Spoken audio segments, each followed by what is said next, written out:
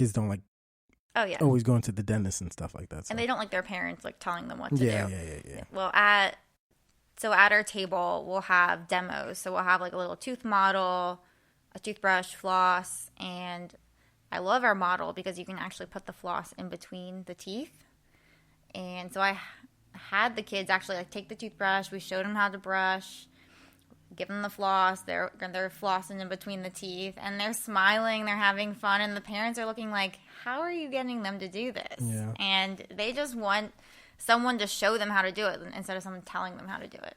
Yeah, they're really receptive too, especially when you get those kids who just want to be hands on and do things like that. I'm sure, especially with all the parents. And how was your training? Like when you were doing dental hygiene, did you? Like, I don't know how your school works, but do you work on people who actually come in and you got somebody watching you over your shoulder? And Yes, you have someone watching over your shoulder the whole time. But your first semester, you work on pretty much like mannequins, like typodonts, where it's like fake people, and you pretty much learn on them. At the same time, you also work with a partner, so like another student, and you'll practice on each other. Okay. And then the next semester, you get to bring in your family or your friends. So that's where I got to bring my mom, my dad, my sisters. I went to school that was a community college 20 minutes from my house. So I was really dependent on my family to come in for me. They would come in and sit for about 4 hours. And that's how long it took for us to do a full cleaning. They would give us 4 hours. Damn. Did it take all 4 hours or? Sometimes by the end of it, you were able to do it quicker. You were pretty proficient, yeah. But that first semester when you were still learning and someone was watching over your shoulder, make sure you're doing it right, it took sometimes it took more than one visit. Yeah, really? Wow. Just because you're learning. Yeah. I have a friend who's an actual dentist. And we every now and then we would talk about it because I'm just interested in the dental world, I guess you call it. And he's like, yeah, I don't like working on my friends. And I was like, why? And he says, because I'm in their mouth, and then it gives me a weird feeling when I see them later. Or I guess he like prejudges them or something like that. Do you ever have, like, besides your schooling, does your family like to continue to go to you and get all their cleanings and stuff like that? Or so right out of... Because I know I know you work with kids, so I don't know how that works and stuff. Right out of college, my mom came to the first job I had. I had a job at a general dentist, and she came and was my patient, and I loved it. Except I think she was my very first patient, and I was very overwhelmed, and I even forgot to give her the goodie bag at the end. And I was like, "You didn't give me my goodie bag," and then now I have a twin sister who you met on Saturday. Oh, okay. She comes to see me every once in a while. So she'll come like after hours. We'll keep everything on, and she'll just come to my office. Oh, nice. And your husband, you do that for him too? I do. Yep. Yeah, he comes in for me. He's actually due. With COVID, we've just been like putting it off. Yeah. Well, there you go. But, do you have any kids? No, I don't. Okay. No, we've been married for 2 years. We hit 2 years in July. Congratulations. My anniversary is in July as well. We just hit 8.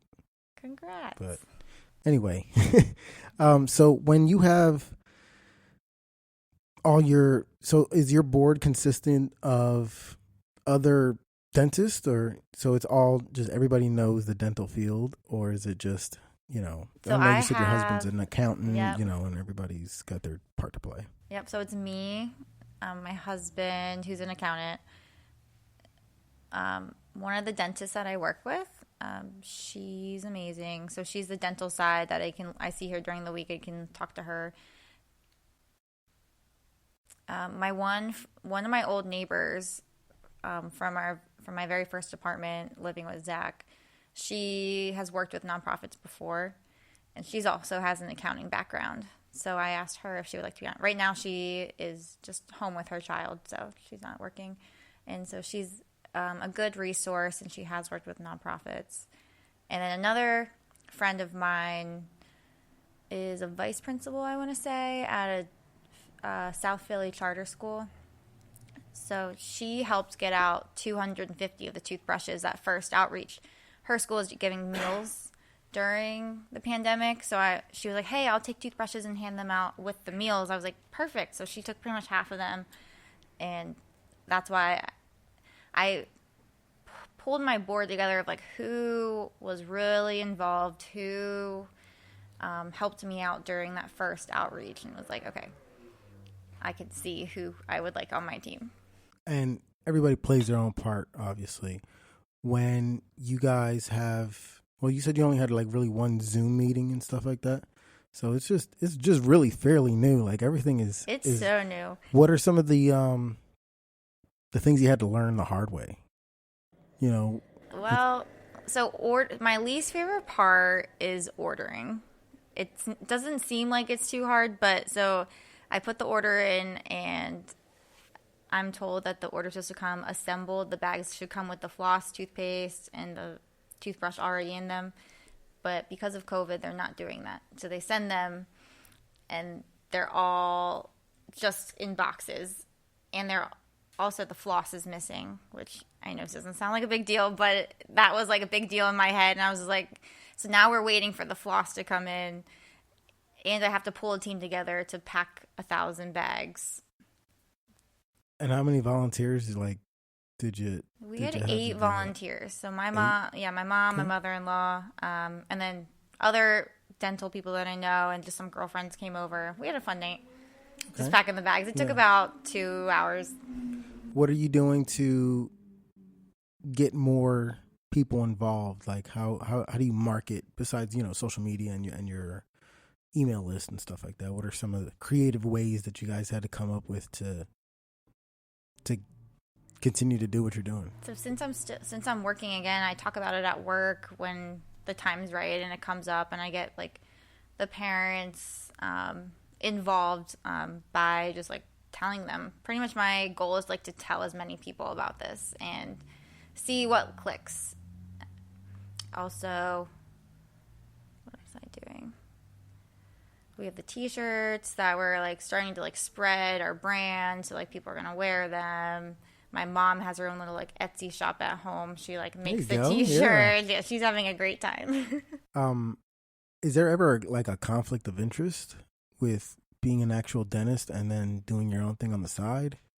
Because no, I don't because know. this is all outreach, and I don't think anyone would be upset about giving out toothbrushes. I don't know if there was like I guess some type of code, because you got to be attentive, because you technically like you're a healthcare worker, right? Yes. So I didn't know if there was like a different thing. Well, I mean, with our patients, so I work with, I talk to the kids, come in, I clean the kids' teeth, and then usually the parents and I have like a conversation while like if we're waiting for the dentist, and if they ask me like what happened during the pandemic, I'll like talk to them about it. It's a perfect opener to start pitching your thing, huh? Exactly. And I don't do it for every patient, but like when it comes up, I'm not afraid to share it. Was there is there any plans to just do the nonprofit full time in the near future? Or? Not the near future. That's probably the end goal. Like, hopefully, I can do this as too like much right now. Right now, I feel like I can still handle both, and I love the clinical side. I love going in and like actually having patients. There's definitely enough work that I could do this full time, but that doesn't pay yet. Yeah. What's some of the things that you want to do the minute COVID, we get the clear, we're good to go, the green light, that you can't do now? Probably just like networking in Philadelphia, meeting other dental professionals, like different events and stuff like Yeah. that. Is there like a community of dentists that get together or That's a good question. There's this online community that started in Philly. I'm not sure if they do events, but it's called Dental Nachos, and it's really, I knew you were gonna laugh. It's about like 25,000 dental professionals, so that's like a Facebook group, and they have an Instagram, but that's like where all the dental professionals are. So and you go trade business cards, or would you ever go there to look for work and stuff like that? Is that kind of just to get everybody together? The guy who heads it, he will like have sponsors, or they'll do like Facebook Live interviews and like promote this, or they'll have people looking for dentists to work with them, and they'll put up job postings. Nice. And I know my buddy who's a dentist, he would go like, I think it's because he's an actual dentist. He had to go to like seminars across, state lines and stuff like that. I didn't know if there was the same thing with hygienists, or is it just... We do have continuing education requirements, so we can do them anywhere. You can do them online, you can do them at a university or wherever they're having like a dental education course. So some people will fly to Las Vegas and do them. It's kind of like what you prefer, or if you want to just get them out of the way. Is there any like not misconceptions, but anything people think that they should be doing with their teeth that they're not, like myths or urban legends that you know of, or the weirdest thing you came across? Like, hey, I heard if I did this, you're just like, what? A patient did tell me like if they brush with like lemon, like they have this like their own homemade toothpaste with like lemons, and it pretty much just sounded like clay or like, and I mean her teeth looked pretty nice, and I was like, well, I don't know if I can get behind putting like lemon acid on your teeth. That's exactly what I was gonna say. What about that charcoal stuff? There was like a big fad going where you're just brushing your teeth black. I was not behind the charcoal fad. I felt like you were just pushing all that charcoal into your gums. Yeah. Because now I think it worked because people were brushing more.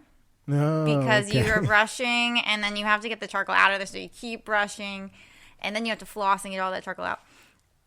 And also, charcoal is very, very coarse, so it will remove stains. So I think it does work, but I think if you brush your teeth regularly, yes. I have I got sucked into one of those Facebook ads for a triple bristle toothbrush. I don't know if you've seen them, but there's a head that goes vertically and then two on the side, and they touch, so your teeth are kind of in between all three. How'd it work? I think it works really good because that gets my gum line a lot, but And how quick is it? How long do you put it in? So it's a electrical toothbrush, and it's got that 30-second timer for each quadrant in your mouth. Oh, so just one quad at a time? Yeah, so it's like 30 seconds. It'll pause for like half a second for you to move it over. 30 seconds. 30 seconds, I was picturing like a mouth guard kind of thing. Oh, no, but I have seen them too. I wouldn't do that. I don't know have you seen those things? They look like mouth guards with a bunch of bristles on them, and they just vibrate. But I don't see how that would clean your teeth. I don't know. I don't think it went very far, but I heard of that one. It was like a startup kind of thing, and it hasn't taken off. Yeah, I can't. Ideally, like if you can brush your teeth quicker. I mean, 2 minutes is a long time, but isn't that the recommended time? That is the recommended time. So people are probably just brushing their teeth for like 30 seconds total. Yeah, the average is between 30 seconds to a minute. So, what were some of the things that you learned in correct me, dental hygiene school? Yeah, dental hygiene school. That you didn't know, that was like mind blowing to you. If you don't floss, like you're missing 40% of your mouth. Wow, I didn't know that. Yeah. I hear a lot of people lose the bone mass from not flossing because when they go in and they have to scrape all that stuff up, they start to eat away at your teeth. So your teeth have roots, and then your gums cover the roots, but then in between each tooth, there's bone that hold your roots there. So if plaque gets like under your gum line, it's going to start not only attacking the tooth, but also the bone that's under there. Is that what causes like root canals, or that people need root canals and stuff like that? That could be one type, but a root canal is when the cavity is just so big that it gets to the nerve of the tooth. Oh, and then they have to pull the whole thing out. Yeah, sometimes.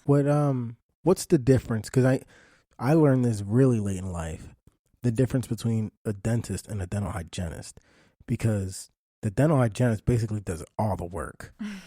And then the dentist just is like, all right, it looks good. We have different. Right? Yeah. He goes, looks good. Yeah, we have different roles. So the dentist takes care if you have any treatment needs, as in like cavities. And a hygienist really cares about your gum health, how the plaque that sits